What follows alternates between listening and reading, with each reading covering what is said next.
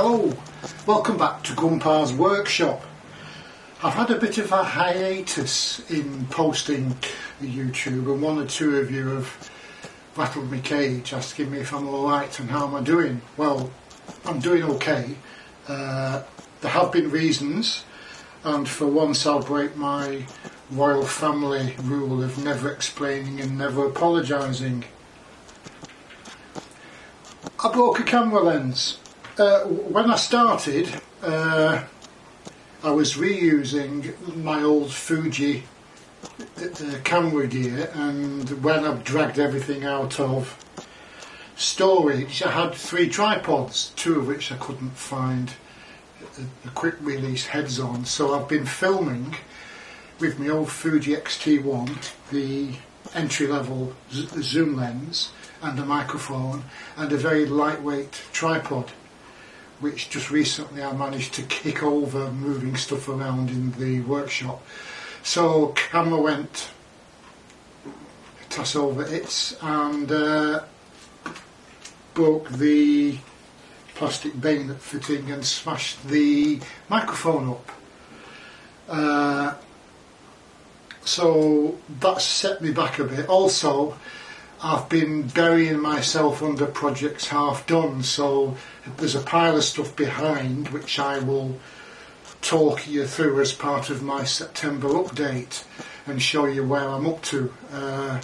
Right, first of all, I've been carrying on playing with sharpening chisels and plane blades. As you know, I think I mentioned I'd gone with the Axminster Rider system, which has a double-sided diamond plate at 400 grit and 1000 grit, and a leather strop and some honing compound, on the basis that that was a very simple way of getting my cheap old blades and my new set going. So I've been playing around with that, watching far too many YouTube videos. I decided as that 400 and 1000 takes you up to nearly sharp, and honing is about, I think with the blue it's 12 or 15,000 grit equivalent, and there seems to be something missing in between from my parallel experiments. So I bought myself some cheap Waterstones at 3000 and 8000 grit to sit between. Now, once all the chisels are fettled and I've polished the backs and the bevel and the secondary bevel, I won't need that, but it's a big jump from 1000 to 15,000, so I got, I think that was 15 quid. There's all sorts of price variations. You can go from oil stones, the natural and synthetic Waterstones, all the way up to the expensive Japanese the ceramic stones. What was I going to say? Yeah, the ceramic stones that cost an arm and a leg. But I thought in order to fettle them, that would be enough, and then that can go back and that can go in there. What I've also tried is the alternative, the cheap and cheerful version of the Scary Sharp system. So I got a little pack of wet and dry off Amazon, which gives you 6 of these. I think that's a sixth of a sheet. It's not. I think 2 of them is a third of a sheet. 6 of each between 60 grit and. I'll tell you what the other one is. 3000 grit. And I've had some fun playing with them. Yes, you can tear them, but I think for somebody who hasn't gone the whole hog and hasn't got several £100 to play to bring a starter kit of chisels up, this may be the way. I went to my local garden centre, which has a section, they do fitted kitchens from the garden centre, and the guy that does that had a sort of off-cut bit, and I picked up it's not float glass, it's tempered glass, a glass tile. I think that cost me £2 sterling. So between that and that, I think that was about £15–16. And what I've learnt from playing, I had a joke Sunday afternoon where I put the, a bit like playing the piano, I put them all the way from 60 grit to 3000 grit, just to flatten backs. And a wonderful time. It doesn't take a lot. What I would say is, from my experience, unless you're going to be cleaning off an archaeological chisel that's, you know, that's encrusted with concrete and rust, etc., probably start at 320. And from experience, I would say don't push too hard. Use some lapping fluid, which I've learnt you can pay, I think, £10 for a tiny little bottle of Trend deep blue lapping fluid, or you can buy from your local hardware shop a bit of window cleaner in a great big squeezy bottle for £2. So I would say box of the wet and dry, a ceramic or glass tile and a bit of Windoline is great for getting started, although I did have some fun with that. So going from about, on this one I started at 400, and doing it like that, although I had to chop off the length of the two running that way, is great for flattening the backs of your chisels. Do one a day, spend some time. I've found that flattening and polishing the back is really easy. Getting the primary bevel right, even with the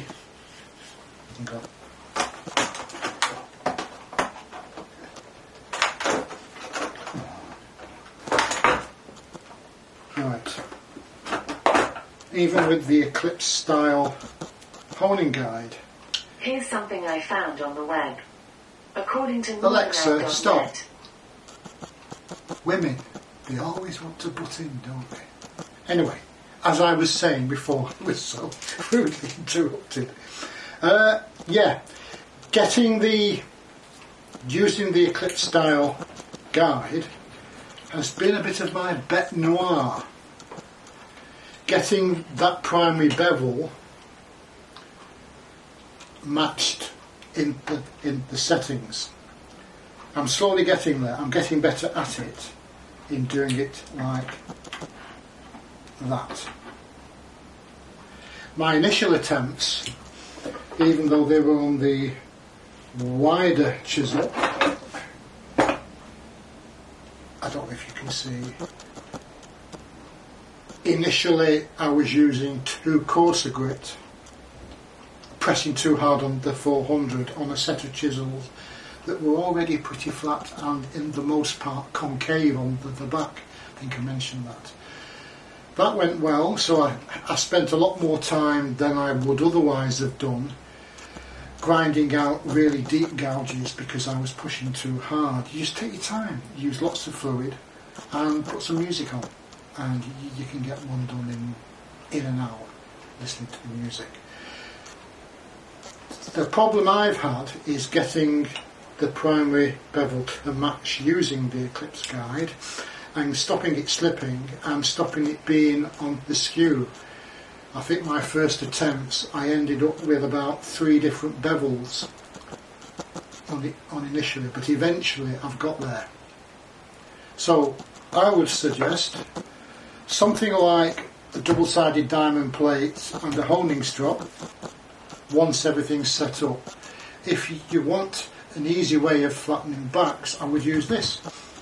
The only thing is, for the primary and secondary bevel, you have to be really, if you watch the YouTube videos, you have to be really careful and just draw them back rather than pushing. Even with a lot of fluid, you tend to tear it up. So that's that. More on that. What I've been doing, you'll see over here, I wanted to change the storage, and I'll show you the two I've done there. I got myself some IKEA stuff to mod. So these are going to be, I'm going to have two of the larger 6-drawer IKEA mopper boxes and two of these. And the idea is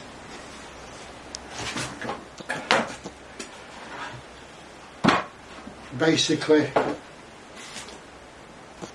I just glue a rough cut 12mm ply to the sizes I want for the shelving, top and bottom, and what I'm just doing is just gluing them on so they're a rough fit but accurate at the front, and then I'm sanding them level to the sides, and then with the top and bottom on and glued, I'm laying them on the side and then gluing the sides across. I'll probably post a video later of the whole process. Unfortunately, as well as the knocking a camera off its tripod thing, I've also had an SD card failure, first one in 20 years I think, and a hard drive failure, first one in 20 years. So loads of video clips I've done, scattered and maybe not recoverable, but I'll do my best. So that's that. I've also, part way through making, I'll just go and get it,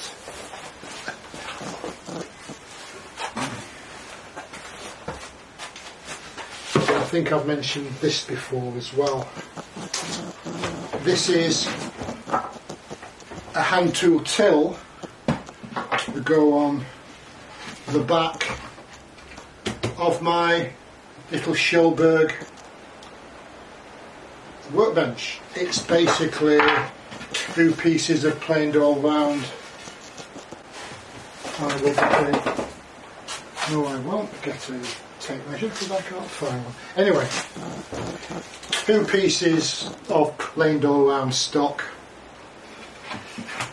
that are going to be screwed to the back of the bench, and I've put some offcuts of 3x2s I've put down on the table saw for the right thickness to take my 4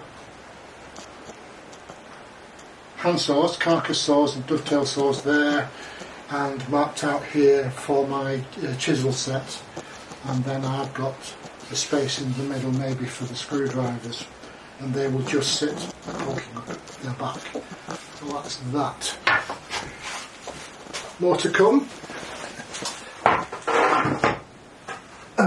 Finally, there's loads of these on the internet. I've finally started making a permanent jig for the Craig pocket hole jig. I think that's a P4. It's about 2 versions back than the latest version, and I'm just cutting the handles out. That can go on the wall there. That's another one. Project's half done. Now, because I'm doing hand tools, what are the 2 things you need if you're going to use hand saws and chisels and planes? What you need is a bench hook and a shooting board. So I've roughed out some plywood and a bit of hardwood and an old mitre box, as you can see. So I've got the start of a bench hook and a shooting board. The shooting board I finally chose as the one available as a plan off the Stumpy Nubs website because it looked pretty. Maybe it'll get swapped out in the future. as I actually start doing some squaring up of timber on the shooting board.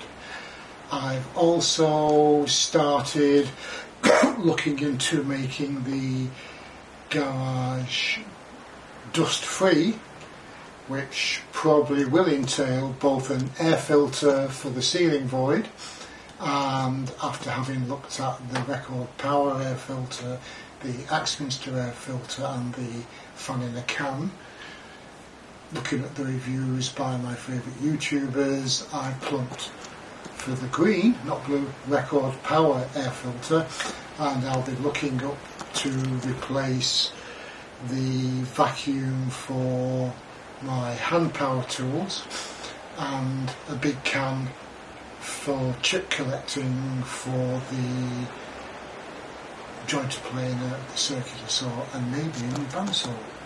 The other thing I've been looking at is, well, to be honest, I got sidetracked by another Blue Craig gizmo, which was the Craig crosscut station. Can you hear that ring?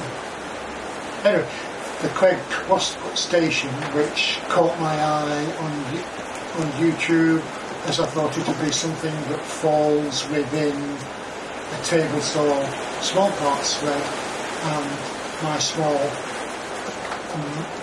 miter saw. Bought it, tried it. It's not really worked out for me. All I can say is individual mileage may vary.